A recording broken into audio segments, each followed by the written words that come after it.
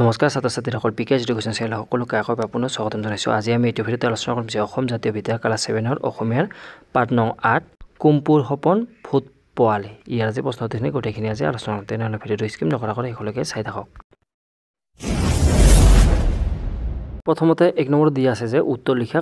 ক নম্বৰ প্ৰশ্নটো দিয়া আছে যে আমাৰ কুম্পুৱে সপোনত কি দেখিছিল। ইয়াৰ উত্তৰটো লিখিব লাগিব যে কুম্পুৱে সপোনত দুটা ভূতৰ পোৱালি দেখিছিল আৰু লগতে দুজনী যখিনী ছোৱালী দেখিছিল। এনেকৈ লিখিলে হৈ যাব। তাৰপিছত খ নম্বৰ প্ৰশ্নটো দিয়া আছে ভূতৰ পোৱালীকেইটা দেখিবলৈ কেনেকুৱা। ইয়াৰ উত্তৰত লিখিম ভূতৰ পোৱালীকেইটা দেখিবলৈ এটা বগা আৰু এটা ক'লা। তাৰপিছত গ নম্বৰ প্ৰশ্নটো দিয়া আছে যে ভূত পোৱালীকেইটাই কি কি কৰিছিল। ইয়াৰ উত্তৰত লিখিম ভূতৰ পোৱালীকেইটাই কথা পাতিছিল আৰু এটাই নাক জোকাৰিছিল। খ নম্বৰটো যে কুম্পুৰ মাকে ভূতৰ বিষয়ে কি বুলি কয়। ইয়াৰ উত্তৰত লিখিম যে কুম্পুৰ মাকে ভূতৰ বিষয়ে কুম্পুক এইদৰে কয় যে ভূতে বোলে মানুহ ধৰি খায় আৰু পুখুৰীলৈ নি ভৰিকেইটা ওপৰ কৰি বোকাত মূৰটো এহাতমান সোমাই থয়। ঙ নম্বৰটো যে কুম্পুৰ কিয় ভূতলৈ ভয় নাই। ইয়াৰ উত্তৰত লিখিম যে কুম্পু সাহসী ল'ৰা, সপোনত ভূতে তাৰ ওচৰ চাপিবলৈ সাহসে কৰা নাই, সেইকাৰণে কুম্পুৰ ভূতলৈ ভয় নাই। এনেকৈ লিখিলে হৈ যাব।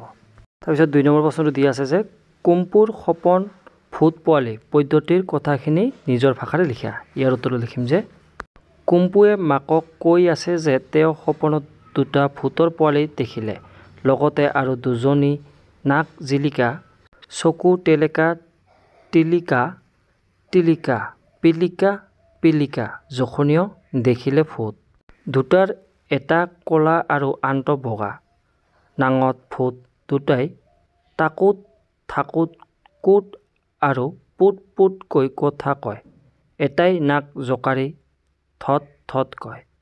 সিহঁতে ফচ ফচ ফাচকৈ গান গাই গাই দেখিবলৈ ভাল লগাকৈ নাচে।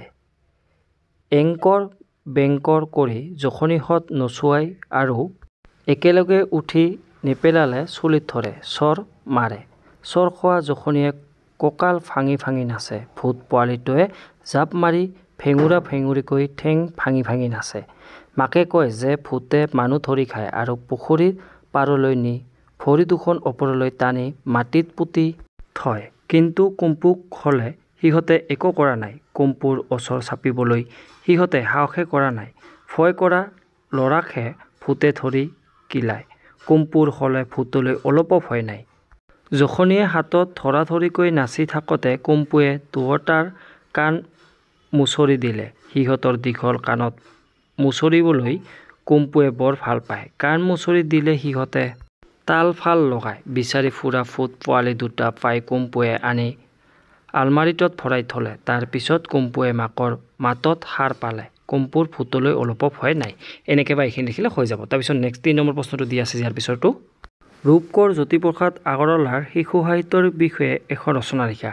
ইয়াৰ উত্তৰখিনি এনেকৈ লিখিলে হ'ল যে প্ৰতিখন দেশতে মাজে সময়ে এনে কিছুমান মানুহৰ জন্ম হয় যিসকলে সেই জাতিটোক নিজৰ ব্যক্তিগত প্ৰচেষ্টাৰে বহুদূৰ আগবঢ়াই লৈ যায়। তেওঁলোকে এই পৃথিৱীত যিমান দিন নাথাকক জীয়াই থকা প্ৰতিটো দিন সুপৰিকল্পিতভাৱে খৰচ কৰে আৰু মাতৃভূমিক এক বৃহৎ অৰিহণা দি যাবলৈ সক্ষম হয়। অসমীয়াৰ অতি মৰমৰ হিয়াৰ আপোন ৰূপকোঁৱৰ জ্যোতিপ্ৰসাদ আগৰৱালা তেনে এজন মহান পুৰুষ। বছৰৰ হিচাপত তেওঁ 50 বছৰো জীয়াই নাথাকিল, কিন্তু তাৰ ভিতৰতে তেওঁ অসমীয়া সাহিত্য শিল্পকলা আদি সকলো ক্ষেত্ৰতে যি অৱদান আগবঢ়াই গ'ল সেয়া অসমীয়াৰ বাবে বৰ গৌৰৱ কথা। তেওঁৰ উপৰি পুৰুষ সুদূৰ ৰাজস্থানৰ পৰা আহি অসমত থাকি হাড়ে মিমজুৱে অসমীয়া হৈ পৰিছিল। হৰিবিলাস আগৰৱালা চন্দ্ৰকুমাৰ আগৰৱালাৰ বংশৰ সন্তান জ্যোতিপ্ৰসাদ অসমীয়া জাতি সমাজ তথা সাহিত্যৰ উন্নতিৰ বাবে দেহে কেহে খাটিছিল। জ্যোতিপ্ৰসাদে অসমীয়া সাহিত্যত কিছুমান অমৰ সৃষ্টি কৰি থৈ গৈছে। তেওঁৰ ৰচিত প্ৰথম গল্পটোৰ নাম আছিল সতীৰ সোঁৱৰণী। এই গল্পটো বাঁহী কাকতত প্ৰকাশ পাইছিল। তেওঁৰ আন কেইটামান গল্প হ'ল ৰূপহী, বগীতৰা, সোণতৰা, সোণতীৰ অভিযান, যুঁজাৰু সন্ধ্যা, পদ্মতান্ত্ৰিকৰ কলাকুমুটি, শিলাকুটি, নীলাচৰাই ইত্যাদি। তেওঁ সৰু ল'ৰা ছোৱালীৰ কাৰণেও কবিতা, অন্যান্য গল্প, প্ৰবন্ধ, নাটক ৰচনা কৰিছিল। শিশুৰ বাবে ৰচনা কৰা এখন নাটক হ'ল খৰা ডাঙৰীয়া। জ্যোতি ৰামায়ণে তেওঁ সৰু ল'ৰা-ছোৱালীৰ উপযোগীতকৈ ৰচনা কৰিছিল। তেওঁ ৰচনা কৰা একমাত্ৰ উপন্যাসৰ নাম আমাৰ গাঁও।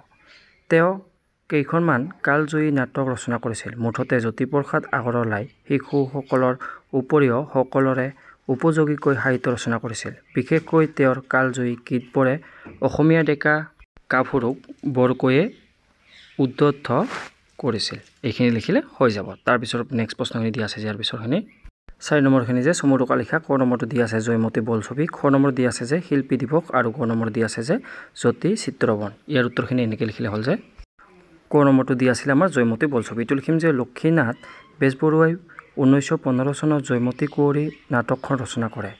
1931 আৰু 32 চনত জেলত থাকোঁতে জ্যোতিপ্ৰসাদ আগৰৱালাই জয়মতী কুঁৱৰীক চিনেমাৰ উপযোগীতকৈ লিখি উলিয়াইছিল। অসমত প্ৰথমবাৰৰ বাবে অসমীয়া ভাষাত চিনেমা নিৰ্মাণ কৰিবলৈ জ্যোতিপ্ৰসাদে নিজৰ বাগিচাতে চিত্ৰবন ষ্টুডিঅ' সাজি লয় আৰু তাতে 1935 চনত জয়মতী চিনেমা নিৰ্মাণ কৰে। তেওঁ বহুতো অসুবিধাৰ সন্মুখীন হৈছিল যদিও চিনেমা নিৰ্মাণ কৰিহে এৰিছিল। এইখিনি লিখিলে হৈ যাব। তাৰপিছত খ নম্বৰটো আমাৰ দিয়া আছিলে যে ইয়াৰ পিছৰটো শিল্পী দিৱস। এইটো লিখিম যে ৰূপকোঁৱৰ জ্যোতিপ্ৰসাদ আগৰৱালাই সঁচা অৰ্থত এজন প্ৰকৃত শিল্পী আছিল। নৰিয়াগাৰে তেওঁ অসমীয়া মানুহক আৰু অসমীয়া সমাজৰ উন্নতিৰ হকে যিমানখিনি কৰিছিল তাৰ তুলনা পাবলৈ নাই। সেইবাবে ৰূপকোঁৱৰ জ্যোতিপ্ৰসাদ আগৰৱালাৰ মৃত্যুৰ দিন 17 জানুৱাৰীৰ দিনটো শিল্পী দিৱস হিচাপে পালন কৰা হয়। এইখিনি লিখিলে হৈ যাব। তাৰপিছত গ নম্বৰটো দিয়া আছিলে আমাৰ জ্যোতি চিত্ৰবন। এইটো লিখিম যে জ্যোতিপ্ৰসাদ আগৰৱালাই অসমীয়া ভাষাত তাহানি 1935 চনতেই জয়মতী কুঁৱৰী চিনেমা নিৰ্মাণ কৰিছিল। তাৰ 4 বছৰ পাছত 1931 চনত জ্যোতিপ্ৰসাদে পুনৰ ইন্দ্ৰমালতী নামৰ এখন চলচ্চিত্ৰ নিৰ্মাণ কৰে। তাৰ পাছত অসম চৰকাৰে যেতিয়া কাহিলীপাৰাত চিনেমা নিৰ্মাণ কৰিবলৈ ষ্টুডিঅ' নিৰ্মাণ কৰে তেতিয়া তাৰ নাম ৰাখিলে জ্যোতিৰ নামেৰে জ্যোতি চিত্ৰবন। এইখিনি লিখিলে হৈ যাব। তাৰপিছত নেক্সট প্ৰশ্নখিনি দিয়া আছে, ইয়াৰ পিছৰখিনি আমাৰ 5 নম্বৰখিনি যে বিপৰীত লিংগ নিৰ্ণয় কৰা। প্ৰথম দিয়া আছে জখ, এইটো লিখিম জখিনি, ভূতটো লিখিম ভূতনি, সিংহটো লিখিম আমি সিংহিনী, শিয়ালটো লিখিম আমি শিয়ালনি, বন্দাটো লিখিম আমি জাই, খৰটো লিখিম আমি ফেলেঙি। এইখিনি লিখিলে বা এনেকৈ লিখিলে হৈ যাব। তাৰপিছত নেক্সট প্ৰশ্নখিনি দিয়া আছে যে ইয়াৰ পিছৰখিনি কাক কি বোলে। ইয়াতে প্ৰথম দিয়া আছে গৰু পোৱালি, তাক আমি কি কওঁ, দামুৰি কওঁ। তাৰপিছত মাছৰ পোৱালি, তাক আমি পোনা বুলি কওঁ। ভেকুলীৰ পোৱালি, তাক আমি লালুকি বুলি কওঁ। তাৰপিছত কাৱৈ মাছৰ পোৱালি, তাক আমি কাৱৈ টিলিকা বুলি কওঁ। তাৰপিছত দিয়া আছে গৰৈ মাছৰ পোৱালি, তাক আমি গৰৈ টিলিকা বুলি কওঁ। এনেকৈ বা এইখিনি লিখিলে হৈ যাব। আজিলৈ ইমানে, ধন্যবাদ।